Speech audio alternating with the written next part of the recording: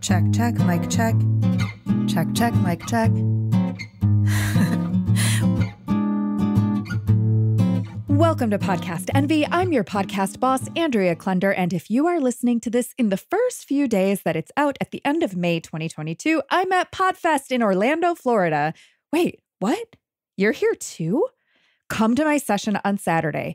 Be the voice of your brand, lessons from the theater. It's going to be so much fun.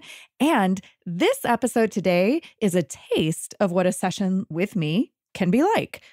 What? You're not here in Orlando? Don't worry. You can hang out with me via Zoom for an upcoming Podast Envy Masterclass. What's that? But you're not a podcast master? Well, you will be when you attend one of our sessions. Masterclasses are 1-hour focused sessions based on questions that I get from my podcast production clients and studio members. We are not here to sell you the dream, but to give you real-life advice with case studies and actionable takeaways. June 16th is all about sponsors, affiliates, and promos, and in August, we're illuminating return on investment/impact. I need a better way to say that. The link for details and to register is at thecreativeimposter.com/masterclasses and can be found in the show notes for this episode. Now, on to today's topic. Craft a show of significance, values-based podcasting. This one is going to answer all of your existential podcasting questions in one fell swoop.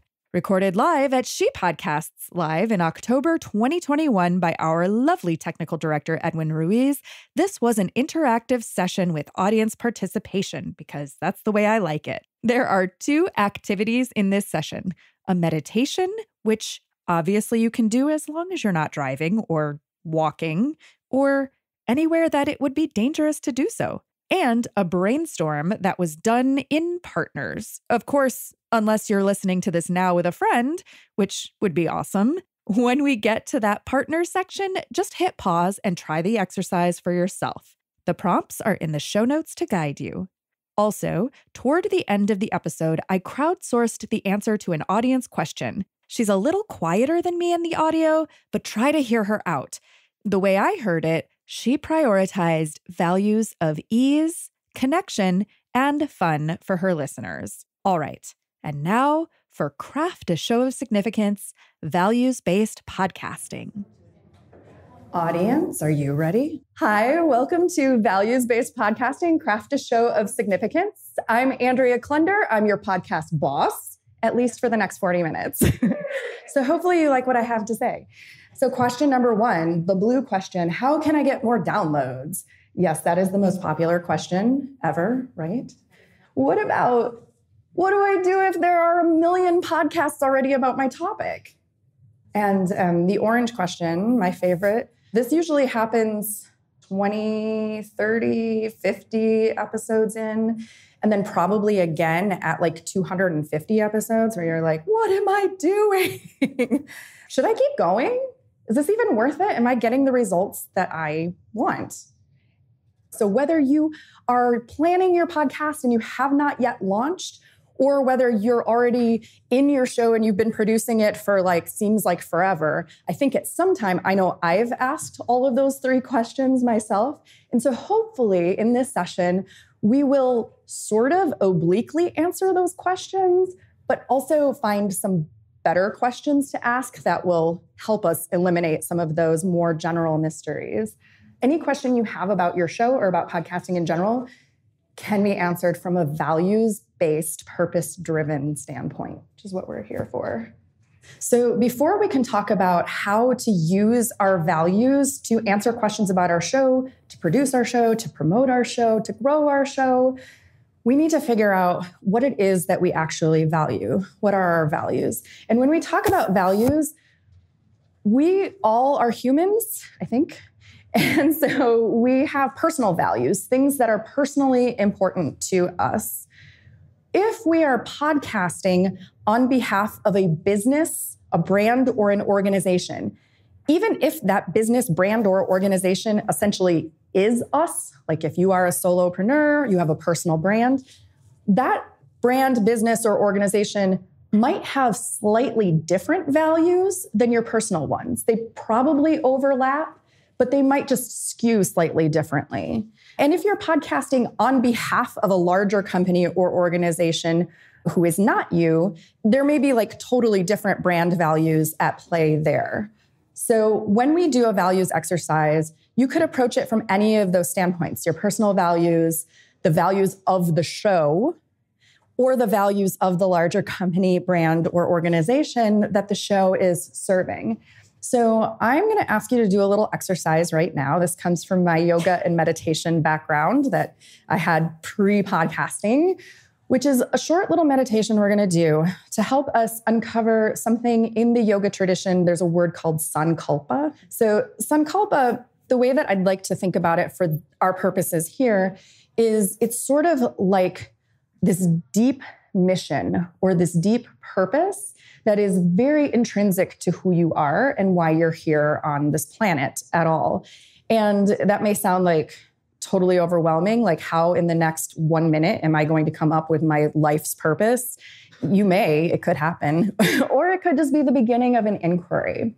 So I'm going to ask you to take a moment. If you've got your legs crossed, consider uncrossing them and make sure your feet are flat on the floor. So we have some grounding, both feet. This helps us feel centered, helps us drop into our bodies. Roll your shoulders a couple of times, and then allow your eyes to gently close if you're comfortable doing so. If you'd prefer to keep your eyes open, you can just cast your gaze slightly down and in front of you and sort of soften the corners of your eyes. Relax your jaw, let your top and bottom teeth separate a little bit. Let your tongue relax in your mouth. Take a deep breath in through your nose and out through your mouth. Again, in through your nose, out through your mouth. And now just let the breath flow in and out with ease, completely effortless. Make a note of anything that is coming up. That is like, of course that would come up. And also anything that might come up that is unexpected or surprising to you. What is important to me right now? And when I think about my podcast, what is most important to me right now?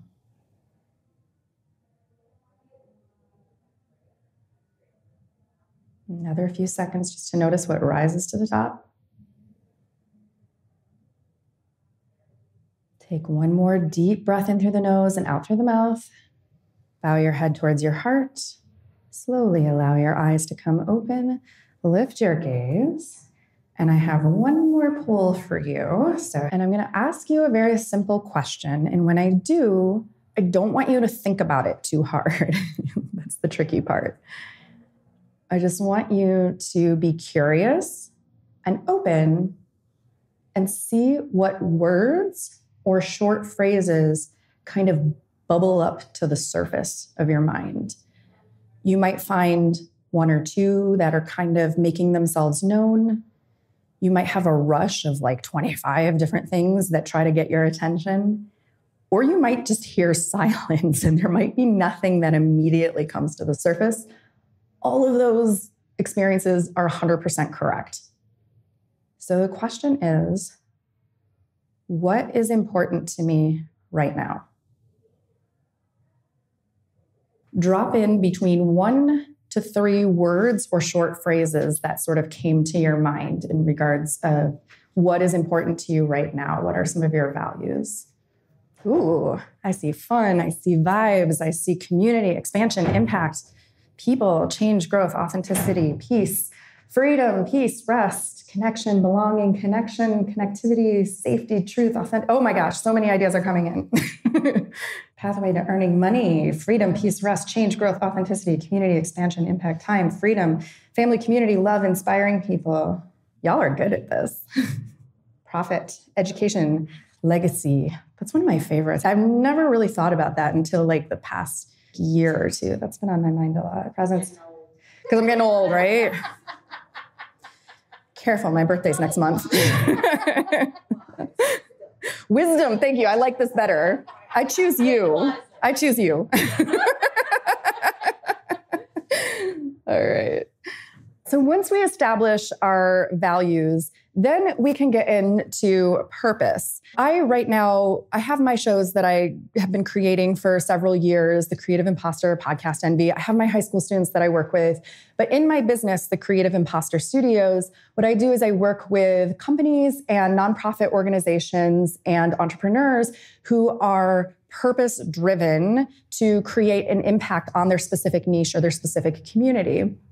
And we start with a consulting process that is the same no matter whether I'm working with the Santa Fe Opera or I'm working for a Canadian wholesale flooring distribution company. Those are both my clients. And it seems like they couldn't be further away from each other in scope and purpose.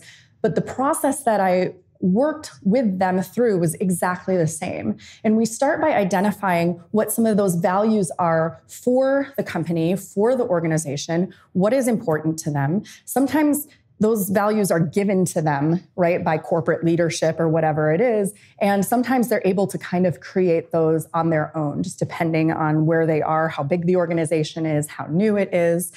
And we need to start with a purpose, and it needs to be very, very clear. And when I talk about purpose, the way to think about that in terms of podcasting is, what is the status quo in your niche or in your industry that you would like to change? What is the thing that needs to be different, that you wish was different? And that question alone is how you're going to answer one of those original 3 questions, which is, what do I do if there's 1 million podcasts already about my topic? All 1 million of those podcasts about your topic aren't trying to change the same thing that you are. They're not looking at things from the same perspective or the same point of view. And if you have something in your niche or in your industry that you think could be better, or you think is flat out terrible that needs to change, then that is how you're going to find what your purpose is with your show. And then you're going to start to align all of the decisions that you make about your show to that purpose. I'm going to pick on Sarah down here, who you already saw me picking on. I know Sarah quite well, and so that's why I can pick on her. But Sarah has a podcast called Conversations with a Wounded Healer, and she is in the therapy and mental health space. Is there anybody else in that same niche? Yeah, I thought there might be. There's a lot of podcasts in that space, and there's a lot of us who work in that space or who make use of therapy and mental health services. And Sarah has been podcasting for a while, and she found a very specific niche, which is around social justice in the therapy space and how there is a lack of equity in that market. And so that is, I would assume, part of Sarah's purpose in terms of the thing that she sees in her niche and in her field that she wants to change. And not every mental health podcast, not only do they not focus on that, but a lot of them don't even want to touch that topic with a 10-foot pole. So that is how we find what is our purpose, what is something that we want to change. Not just what am I interested in talking about, but what am I trying to do through my podcast. Once we've discovered our purpose, we need to make sure that it's aligned with our audience. For whom are we trying to make this change? Pro tip number 1, your audience is not everyone. Never. It's never everyone. So hopefully we all are already way beyond that notion that our audience is not everyone. Pro tip number 2, if you're willing to go here, a little bit harder. Your audience is not an avatar that you've made up in your head because a marketing person told you to do it. And if anyone in here is teaching avatars, I'm really sorry. That's not it. I like the cheering squad back here.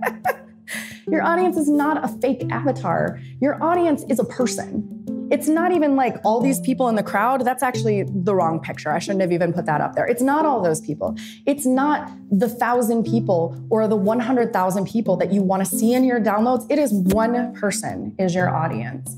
And so when you are making decisions about your podcast, it's going to be both easier and harder if you think about one real life person who you know, who may or may not actually be listening to your show, but who you imagine listening to your show. The person who you wish would listen to your show. That one specific person that you can call to your mind.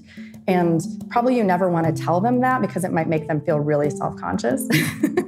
But it can help you because it's hard to make decisions on behalf of a group of people. It's hard to make decisions, on behalf of a group of nameless, faceless download numbers in your hosting stats.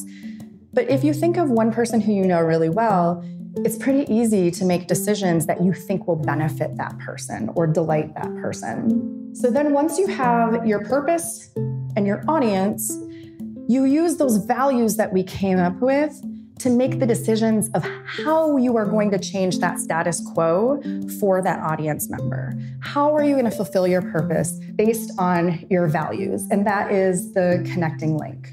So here is an example of how this all gets put together. Encounter Culture is a relatively new podcast that I am producing for the New Mexico Department of Cultural Affairs.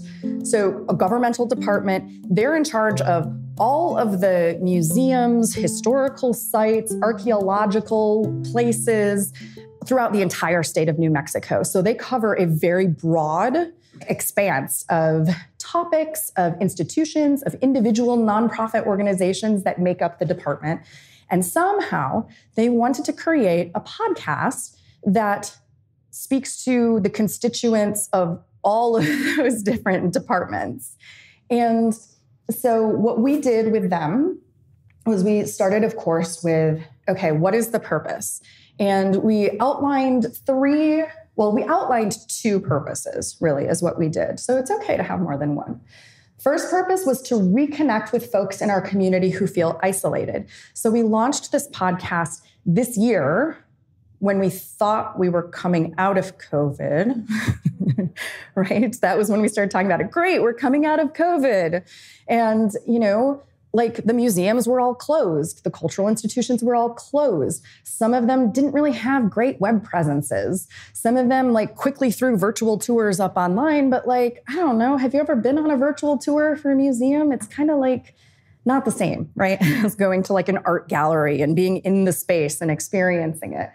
So they were also imagining that a lot of the people who come to museums, who come to the historical sites, they get a sense of connection with identity. That's culture, right? Culture is who we are as people through the things that we create, through the things that we discover, through the things that we invent. The podcast is here to help reconnect people who have felt isolated, who haven't been able to leave their house and are in who knows where, New Mexico, where there's nothing around and nowhere to go. The number two purpose was to invite people who are ready to come back, again, coming out of COVID, people who want, now that the museums are reopening, people are nervous, right? They're uncertain. And they need people to come back because they need numbers in order to get funding, in order to continue to exist and pay their staff. This is a real business, tangible need, even though you're a government organization. If nobody's coming to the museum isn't going to exist at a certain point. And so the people who are maybe I might come back, they wanted to entice them. They wanted to say, hey, we have this great exhibit that got put on hold for a year and now it's ready for you. And this is how amazing it's going to be. And this is why it's going to be safe to go there. This is what we've done to make this an experience that's going to be truly worth it and truly rewarding for you. Then we found a bonus purpose that we didn't expect. Once we started recording, we came up with this whole 8-episode arc for the first season. We figured out which institutions we were going to feature. And when we were interviewing one of the curators, she's the photography curator at the New Mexico Museum of Art, Kate Ware, and she was talking about a photography exhibit that they had recently put up that had been curated and ready to go pre-pandemic. It was ready to go. It was going to open, and then everything got shut down. And so then they just sat on it. But then they were like, okay, now that we can reopen, let's reopen the exhibit. But it suddenly felt like it wasn't quite right now because things are different. Things have changed. So then she had to see how can we preserve the original exhibit, but also make it contemporary and make it make sense for right now. And when we were talking to her, she said something. She said, we wanted to create a space in the museum that allowed people to sit and think about what has happened to us in these past 18 months. And that became her whole purpose for the exhibit. And I was like, that's not just your purpose for the exhibit. That's the actual purpose for this podcast, is to use these conversations with artists, with anthropologists, archaeologists, to talk about what has been happening to us. How does this change who we are? How does this change our identity? And so that was our bonus purpose that we discovered through the process. Audience, they were pretty specific. They wanted young New Mexican adult residents who value cultural exploration. I had to specify when they say young, they mean to them like 35 to 40 is young. And they also wanted to connect with tourists who come from the surrounding areas. So they have a very specific geographic region of people who usually drive into the museums in Santa Fe and do like day trips or weekend trips or whatever. We did go deeper and sort of pull out specific patrons that they could think of from some of the different museums. So we did do that exercise, but you're not going to know who those people are. So I just made it a little bit more general. And then we made a list of values. Some of these are values of the department itself. And some of these were values that we came up with specifically for the podcast: intimacy, representative voices and perspectives. New Mexico has a really specific demographic makeup ethnically. You have the indigenous native Pueblo populations. You have a strong Mexican community. You have some European influences. And so they wanted to make sure that we were getting all of those voices onto the show. Connection, creativity, narrative storytelling, collaboration, resilience. And they wanted it to feel fresh and not dusty. They didn't want it to feel like, you think of like, oh, a museum podcast. Like, they didn't want it to feel like that. They wanted it to feel contemporary and exciting. So here is a sample. Breathtaking is a beautiful exhibition, but a strange and perhaps even difficult one. Walking into the gallery at the Museum of Art, I was immediately both soothed and unnerved. The colors of the space are muted and almost maritime, kind of evoking a beach at dawn. But the works of art all around me were varied and complicated, and more interesting the closer I looked. In one corner loop videos about protest, self-defense, and social justice. As you move through the gallery, they act like a drone, like a TV from another room. Boxes hanging from the ceiling move slightly as patrons mill around them. Then, the closer you get to the back wall, the more clearly you hear audio of someone breathing. In and out. In and out. So, okay, a little real talk. I have audiophobia. That means I get super anxious when I listen to recorded sound that isn't music. So yes, this means that I rarely watch TV. I have a hell of a time transcribing interviews, and admittedly, I squirm in my chair when someone puts on a podcast.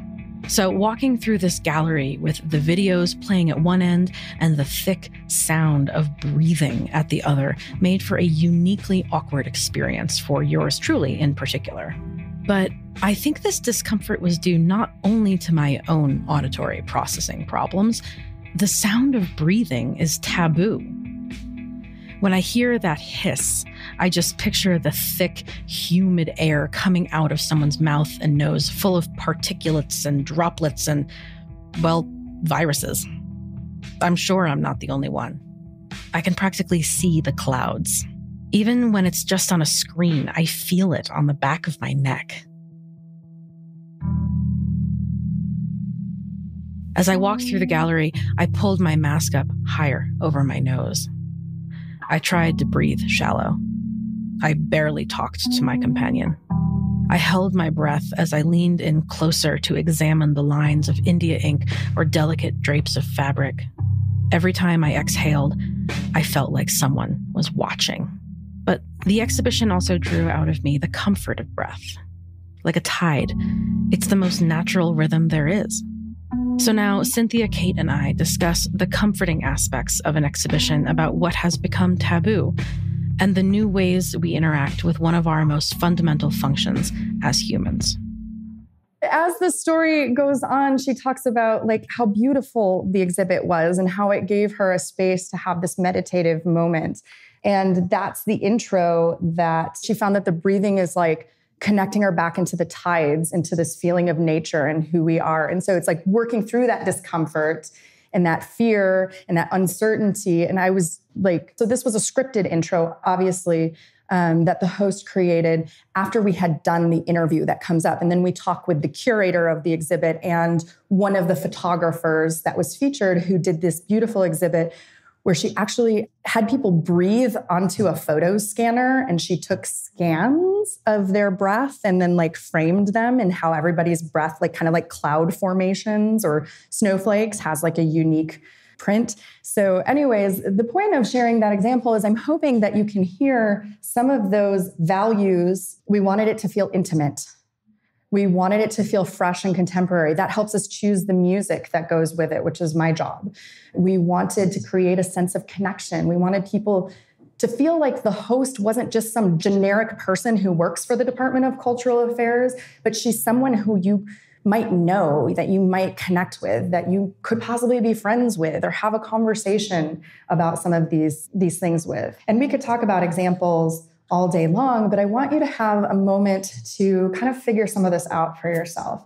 So I'm going to give you about 3 minutes to partner up with someone or someones near you and see if you can share with your partner any or all of this, which is, I produce the creative imposter, for example, or I'll use encounter culture because we were just listening to that.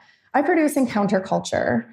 Our purpose is to help connect the residents of New Mexico who feel isolated due to COVID and help them connect culturally with their identity and their sense of humanity. That's our purpose. Who is it for? It's for people who live in New Mexico, young New Mexicans who are missing the museums and missing the historical sites. Values, how did we do this? We do this through intimate narrative storytelling that is representative of the voices of New Mexico in a fresh, not dusty kind of way. So that's how I can kind of put those together. So take a few minutes and see if you can answer some of these questions for your show, even if you can't quite answer all of them. And when we are done, I'm going to ring these little yoga chimes, these little tingshaws. They're quite loud, so beware.